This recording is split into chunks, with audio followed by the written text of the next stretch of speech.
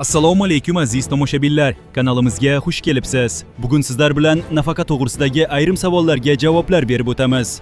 Videoni o'tkazib yubormasdan oxirgacha tomosha qiling, batafsil bilib olasiz. Yoshga doir, pensiya bilan yoshga doir nafaqa o'rtasida qanday farq bor? Ha, ular o'rtasida muhim farq bor. Ko'pchilik bu ikki tushunchani bir xil deb o'ylaydi, ammo qonunchilikka ko'ra pensiya va nafaqa alohida tartibda tayinlanadi. Yoshga doir pensiya nima? Yoshga doir pensiya bu mehnat faoliyati davomida ishlagan va belgilangan stajga ega bo'lgan fuqarolarga tayinlanadigan to'lov hisoblanadi.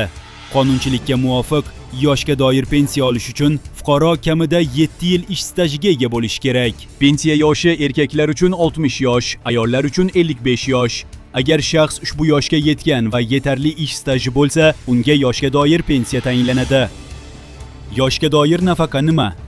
Yoshga doir nafaqa esa yetarli ish stajiga ega bo'lmagan fuqarolar uchun davlat tomonidan beriladigan ijtimoiy to'lov hisoblanadi.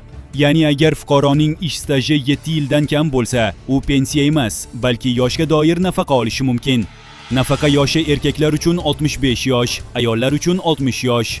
Demak, nafaqa pensiyaga nisbatan kechroq yoshda tayinlanadi. Asosiy farqlar: pensiya ish staji borlar uchun, nafaqa ish staji yetarli bo'lmaganlar uchun. Pensiya yoshi ertaroq, nafaqa yoshi kechroq. Pensiya mehnat faoliyati asosida, nafaqa esa ijtimoiy qo'llab-quvvatlash asosida beriladi. Xulosa qiladigan bo'lsak, agar shaxs kamida 7 yil ishlagan bo'lsa, belgilangan yoshga yetganda pensiya oladi. Agar staj 7 yildan kam bo'lsa, unda yoshga doir nafaqa tayinlanishi mumkin.